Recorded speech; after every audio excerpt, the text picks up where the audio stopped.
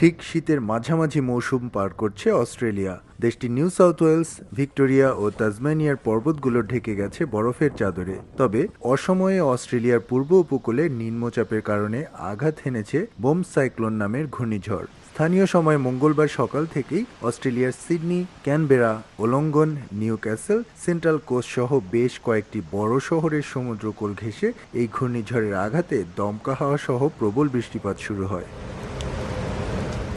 ঘূর্ণিঝড় সর্বোচ্চ ১২৫ কিলোমিটার গতিতে উপকূলে আঘাত হানে। উপকূলীয় অঞ্চলে হাড় কাঁপানো ঠান্ডায় প্রবল বাতাসের সাথে বজ্রসহ বৃষ্টিপাত অব্যাহত আছে। সিডনিতে ৬ ঘন্টায় রেকর্ড প্রায় ১ মাসের গড় বৃষ্টিপাত সমান বৃষ্টি হয়েছে বলে জানায় আবহাওয়া বিভাগ। এতে নিউ সাউথ ওয়েলসের অন্তত ১০০টি গুরুত্বপূর্ণ সড়ক ডুবে যায়, বন্ধ হয় যান চলাচল। বেশ কয়েকটি ছোট বিমানবন্দরেও বন্ধ হয়েছে কার্যক্রম।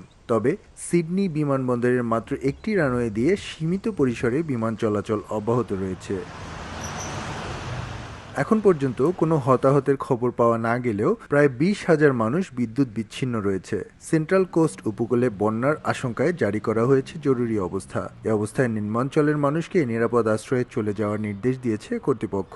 আবহাওয়া অধিদপ্তর জানায়, ঘূর্ণিঝড়ের প্রভাবে আগামী বৃহস্পতিবার পর্যন্ত ভারী বৃষ্টিপাত অব্যাহত থাকতে পারে। এস এম আমিনুল রুবেল, সময় সংবাদ, অস্ট্রেলিয়া।